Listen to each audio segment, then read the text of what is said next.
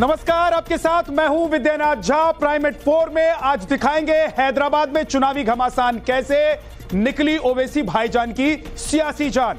हैदराबाद के मौलाना ने उगला जहर, यूसीसी पर भड़काया, दंगे की धमकी पर उतर आया। कौन है ये मौलाना, ये भी आपको बताएंगे, दिखाएंगे। केजरीवाल के बाद अब अमानतुल्लाह का नंबर, कौन से भ्रष्टाचार के केस में सरजी के खासम खास को ईडी ने किया तलब, ये पूरी खबर आपको बताएंगे। 2 शूटर, 5 राज्यों में एक्शन, कहां से आया टाइगर को टारगेट का आदेश, पूरी खबर डिटेल के साथ आपको दिखाएंगे इस बुलेटिन में। हैदराबाद में भाईजान का किला और लता की ललकार से कैसे हिला, ये तमाम खबरें आपको दिखाएंगे। लेकिन सबसे पहले से बड़ी खबर के साथ शुरुआत करते हैं। असदुद्दीन ओवैसी के छोटे भाई अकबरुद्दीन ओवैसी ने फिर से जहर उगला है। हैदराबाद में अकबरुद्दीन ओवैसी की भड़काऊ तकरीर सामने आई है। चुनावी मौसम में मुस्लिम समुदाय के लोगों को भड़काया है। 3 तलाक बुर्का विवाद को लेकर अकबरुद्दीन ने भड़काऊ बयान दिया है, उन पर यह आरोप लग रहा है। मुल्क के कमजोर सरहदों की परवाह नहीं, लेकिन इनको फिक्र है तो क्या, बस ये टोपी पहना है, इसको गोली मार दो, इसमें दाढ़ी है तो इसको मार डालो, बाजारों में चौराहों पे इसको लिंच कर लो, हिजाब है तो पढ़ने से रोक देंगे। क्या मुल्क का मसला, क्या दाढ़ी के नाम पर ट्रेन में गोलियां मारना है? मुल्क का मसला अगर है तो सबसे बड़ा बेरोजगारी का है। भारत को विकसित राष्ट्र बनाने की दिशा में तेजी के साथ काम हुआ है, उसको लेकर के पूरा विपक्ष पूरी तरह से पस्त है और इसलिए वो जनता से संवाद क्या करेंगे। जनता जनार्दन ही लोकतंत्र में मालिक होती है, वही निर्णायक है। तो अब ये सब मैदान छोड़ के भाग रहे हैं, इसलिए इस तरह की भाषा बोलते हैं। और एक और बड़ी खबर आपको बताते हैं। हैदराबाद में बीजेपी उम्मीदवार माधवी लता की खुली चुनौती। अब की बार एआईएमआईएम की हार तय है। माधवी लता ने कहा है एमआईएम का वक्त हैदराबाद में खत्म हो चुका है। अकबरुद्दीन ओवैसी ने कहा देखते हैं किसमें कितना दम है। कोई भी याद आए, जिसको आना याद आए, मुकाबला आप में और उनमें है, मुकाबला हम में और उनमें। देखते हैं किसमें कितना दम। एएमआईएम वाले जो पार्टियां आती हैं उनको भड़काकर, उनको भी गलत रास्ता दिखाकर, उनको प्रॉपर्टीज़ों का, पैसों का और मुस्लिम वोटों का लालच दिखाकर जो गलत काम कर रहे हैं, वहां पे तमिलनाडु में सनातन धर्म को मुंह में आए जैसा बात कर रहे हैं। अब मोदी भाई, अमित भाई समझ लिए वक्त आ गया कि यहाँ के लोगों को सच पता लगना चाहिए। एक और बड़ी खबर आपको बताते हैं हैदराबाद से ही। हैदराबाद लोकसभा क्षेत्र में सीए बना चुनावी मुद्दा। सीए चुनावी मुद्दा बन गया है। हैदराबाद लोकसभा क्षेत्र में सीए विरोधियों पर पीएम मोदी ने हमला बोला है, यह बड़ा मुद्दा बना है। हैदराबाद के चुनाव में एमआईएम चीफ ओवैसी पर तुष्टीकरण का आरोप लगाया है। ओवैसी ने सीए को मुस्लिम विरोधी बताया।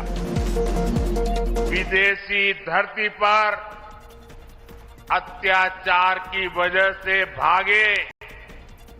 भागने के लिए मजबूर हुए हिंदुओं और सिख भाई बहनों को आप मुझे बताइए, मेरे इन हिंदू भाइयों बहनों को, मेरे इन सिख भाई बहनों को भारत अगर नागरिकता नहीं देगा तो कोई और देगा क्या? नागरिकता देनी चाहिए कि नहीं देनी चाहिए? वो अपने हैं कि नहीं है?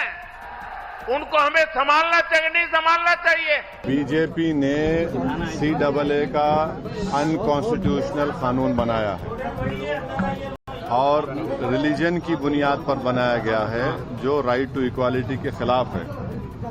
और इसीलिए मैंने उस कानून के बिल को पार्लियामेंट में फाड़ा था और हम उस वक्त भी खिलाफ थे, आज भी और कल भी रहेंगे। और हैदराबाद की पार्लियामेंट की जनता सीएए के ऐसे काले कानून के खिलाफ वोट देकर तमाम पार्टीज को, बीजेपी को, दीगर पार्टियों को शिकस्त देगी, हराएगी।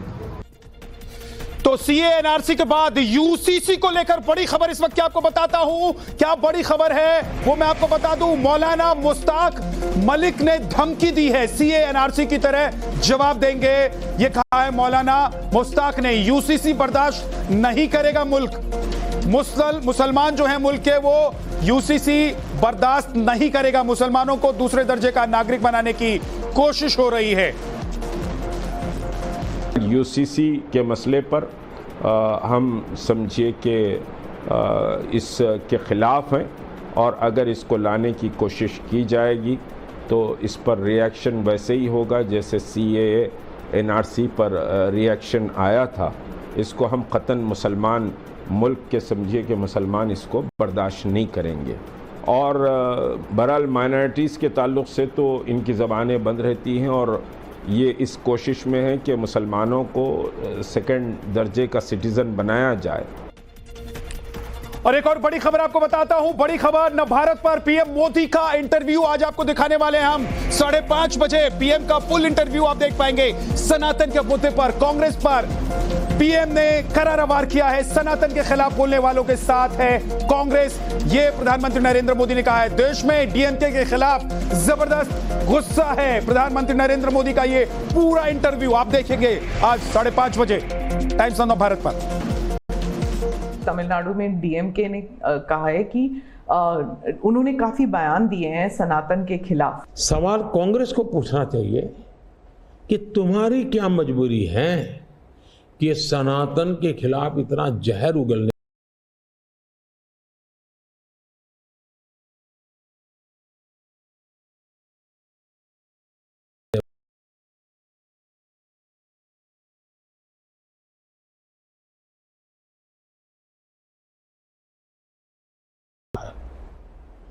मैं कल्पना नहीं करता हूं इतना बड़ा गुस्सा पैदा हुआ है। वो गुस्सा पैदा डाइवर्ट हो रहा है बीजेपी की तरफ पॉजिटिव वे में। और अगली बड़ी खबर आपको बताता हूं जयपुर से। जयपुर में भगवा झंडा हटाने पर बवाल हो गया है। भगवा झंडा हटाने को लेकर जयपुर में बवाल हुआ और इसके बाद क्या हुआ, कांग्रेस की शिकायत पर नगर निगम ने झंडा हटा दिया। भगवा झंडा हटाने पर बाल मुकुंदाचार्य जो हैं वो नाराज हो गए और कांग्रेस की शिकायत पर झंडा हटाने का आरोप उन्होंने लगाया। कुछ कार्यकर्ता कांग्रेस के और साथ में उनके कुछ निगम की गाड़ियां कचरे के जो डिपो हैं, डंपर हैं, उनको लेके गई है, झंडों को हटाया है। हमारे कार्यकर्ताओं ने उसकी वीडियो बनाई है उतारते हुए कि जब उनसे पूछा और रोका तो उन्होंने कहा ऊपर कलेक्टर से बात करो, उनका आदेश है। हम कलेक्टर साहब के यहाँ आए, कलेक्टर साहब ने सबको फोन करके पूछा भाई कौन सा आदेश दिया है मैंने, तो वहां से पता चला उन्होंने कोई आदेश दिया ही नहीं, कलेक्टर को बदनाम करने का चेष्टा कर रहे हैं। फिर निगम में पूछा तो निगम में बताया गया कि साहब ये कांग्रेस कमेटी से आदेश आया है। अब कांग्रेस कमेटी आदेश करेगी भगवा झंडा हटाने का, उसको राम नाम क्यों हटाने का? इनका बस चले तो साहब मंदिरों के ताले लगवा देंगे। और उधर आरजेडी सुप्रीमो लालू प्रसाद यादव ने पीएम मोदी और बीजेपी पर बड़ा आरोप लगाया है। लालू यादव का पीएम मोदी पर हमला, संविधान बदलने की साजिश हो रही है, देश की जनता आंख निकाल लेगी। 400 के पार वाले नारे पर भी तंज कसा लालू प्रसाद यादव ने। लालू ने कहा कि संविधान बदलने की साजिश की जा रही है। उन्होंने कहा कि देश की जनता उनकी आंख निकाल लेगी। लगातार इनके नेता, इनके पार्टी के नेता ये बोल रहे हैं खुलम खुला कि हम संविधान को बदल रहे हैं। ये बाबा साहब का बनाया हुआ संविधान है, कोई अरो गरो बाबा का बनाया हुआ नहीं है। जो भी कोशिश करेगा संविधान को बदलने के लिए, देश की गरीब पिछड़ी और दलित जनता आंख निकाल लेगी इनका। ये अपना शासन लाना, तानाशाही लाना चाहते हैं।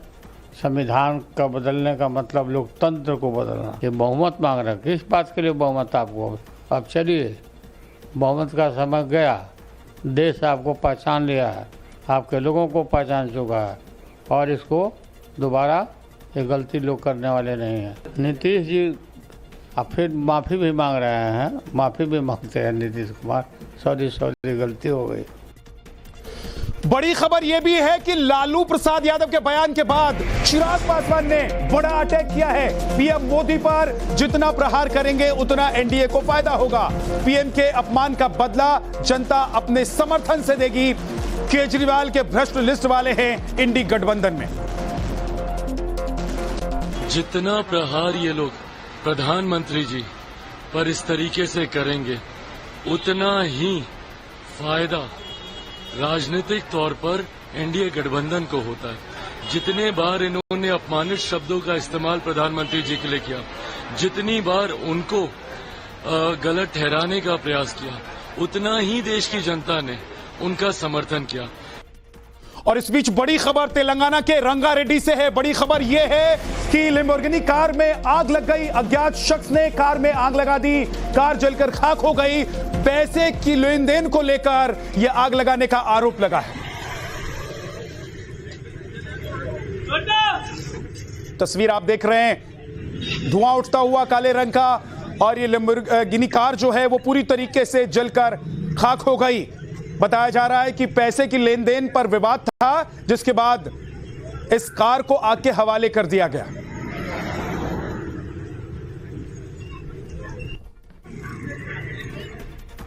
तो कांग्रेस नेता राहुल गांधी से जुड़ी हुई बड़ी खबर आपको बता देता हूं। राहुल गांधी के हेलीकॉप्टर की जांच की गई। चुनाव आयोग की फ्लाइंग स्क्वाड ने जांच की है। तमिलनाडु के नीलगिरी में चॉपर की जांच हुई है। प्रचार के लिए मैसूर से नीलगिरी पहुंचे थे राहुल गांधी। चुनाव आयोग के अधिकारियों ने यह जांच की। और लोकसभा चुनाव से पहले एक्शन में ईसीआई रोजाना करीब 100 करोड़ की जब्ती कर रही है। इलेक्शन कमीशन ऑफ इंडिया 1 मार्च के बाद से जबरदस्त एक्शन में है। इलेक्शन कमीशन 75 साल के इतिहास में इलेक्शन कमीशन की सबसे बड़ी कार्रवाई देखने को मिली है। वोटिंग से पहले अब तक 4650 करोड़ की जब्ती हो चुकी है।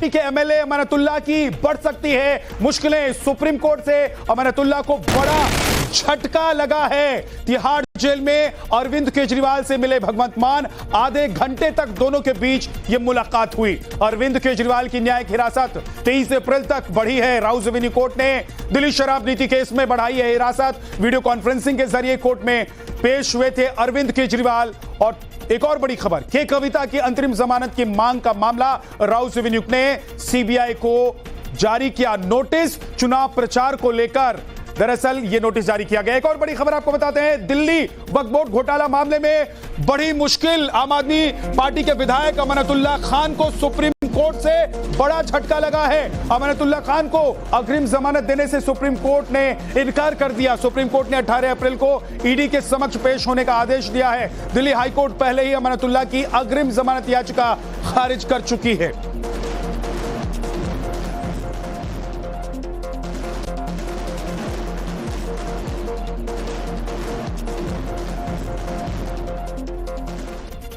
बड़ी खबर, तिहाड़ जेल में अरविंद केजरीवाल से मिले भगवंत मान। मुलाकात के बाद भगवंत मान ने केंद्र सरकार पर निशाना साधा। आतंकियों की तरह मुलाकात कराई गई, ये आरोप लगाया है सीएम मान ने। ये तानाशाही की हद है, आमने सामने बात नहीं कराई गई। मान ने कहा है केंद्र सरकार को ये महंगा पड़ेगा। ये बात भी भगवंत मान ने कही है। गंदा शीशा था, शक्ल भी दिखाई नहीं दे रही थी।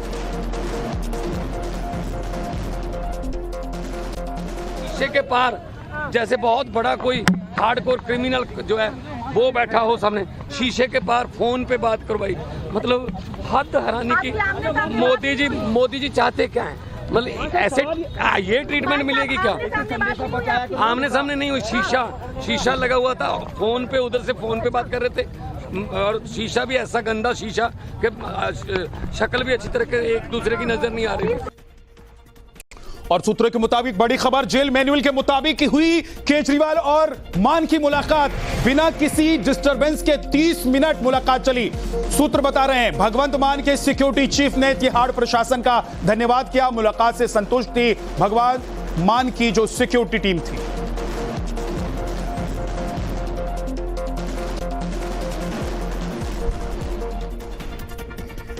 कांग्रेस के कन्हैया कुमार पर मनोज तिवारी ने बड़ा हमला बोला है। पूर्वांचली कभी भी टुकड़े टुकड़े गैंग का नहीं हो सकता है। कांग्रेस को देश का सम्मान करने वाला नहीं मिला। पूर्वांचल का व्यक्ति सेना को गाली नहीं देता। मनोज तिवारी ने कहा है कन्हैया को टिकट देने से दिखी कांग्रेस की मानसिकता। आपको बता दें कि कांग्रेस ने कन्हैया कुमार को दिल्ली की उस सीट से उतारा है जहां मनोज तिवारी सांसद है। कांग्रेस की मानसिकता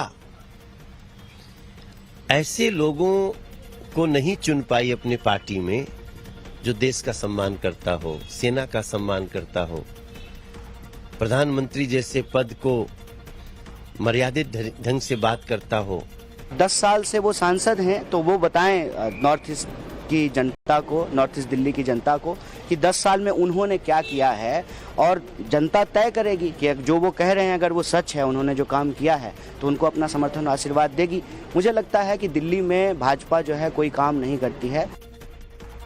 मनोज तिवारी के मुकाबले में कांग्रेस ने कन्हैया को उतार दिया है, लेकिन हकीकत यह है कि चुनाव में कन्हैया कहीं प्रचार करते हुए दिखाई नहीं दिए, नहीं सोशल मीडिया पर एक्टिव रहे। इसलिए सियासी पंडित कह रहे हैं कि कांग्रेस ने कन्हैया को बलि का बकरा बना दिया है। चलिए अब आपको आंकड़ों के जरिए बताते हैं, दिखाते हैं कि कैसे बलि का बकरा बनाया गया है कन्हैया कुमार को। दरअसल आपको बता दें कि मनोज तिवारी नॉर्थ ईस्ट से, दिल्ली से जीत चुके हैं। 2014 में उन्होंने आम आदमी पार्टी के प्रोफेसर आनंद कुमार को हराया था। तो 2019 में कांग्रेस की दिग्गज शीला दीक्षित की मनोज तिवारी से यहां पर टक्कर हुई थी। दोनों बार मार्जिन साथ, बड़ी मार्जिन के साथ, लाखों वोटों के साथ मनोज तिवारी यहां से चुनाव जीते थे। आम आदमी पार्टी हो या फिर कांग्रेस, दोनों को मनोज तिवारी ने यहां पर हराया है। ऐसे में सवाल यह है कि क्या इस बार कन्हैया उन्हें चुनौती देने के लायक हैं या फिर कांग्रेस ने जानबूझकर कन्हैया कुमार को बलि का बकरा बना दिया है। सिंह ने बीजेपी पर हिंदू मुसलमान करने का आरोप लगाया है। चुनाव जीतने के लिए हिंदू मुसलमान करने का आरोप लगाया गया है। बीजेपी प्रत्याशी मंजू शर्मा ने कहा हम विकास की राजनीति करते हैं। सनातन हिंदू मुसलमान में टकराव, गंदगी फैला के बीजेपी ने झूठ बोल के मुझे चुनाव हरा दिया। लेकिन अब वो मुद्दे जो इन्होंने विधानसभा में यूज किए थे अब चल नहीं रहे, बार बार नहीं चलते। इसलिए इस बार मुझे पक्का विश्वास है हारेगा सारा और बाबा श्याम हमारा। उनके पास तो कुछ एजेंडा होता नहीं है, तो उनको जब कुछ नहीं मिलता तो वो हिंदू और ये बात करते रहते हैं। तो आपको ऐसा क्या लगता है कि जयपुर में ये विकास रह गया जिसके मुद्दे पर आप मैदान में हैं? क्योंकि विकास एक सतत प्रक्रिया है, कोई भी आए वो पूरा विकास नहीं। मैंने जयपुर को बहुत पहले बचपन से यहाँ तक आते देखा है, तो विकास तो हो ही रहा है और आगे भी होगा। गुजरात के राजकोट में केंद्रीय मंत्री और बीजेपी कैंडिडेट परसोत्तम रूपाला की मुश्किलें लगातार बढ़ती जा रही है। रजवाड़ों पर उनकी तरफ से दिए गए एक विवादित बयान को लेकर राजपूत समाज का गुस्सा उनके खिलाफ लगातार बढ़ता जा रहा है। केंद्रीय मंत्री परसोत्तम रूपाला की मुश्किल बढ़ी है।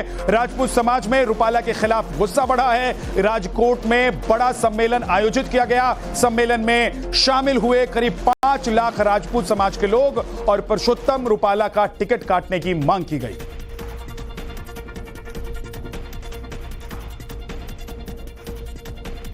बीजेपी इस मामले पर सुलह की कोशिश में है और सुखद रास्ता भी ढूंढ रही है।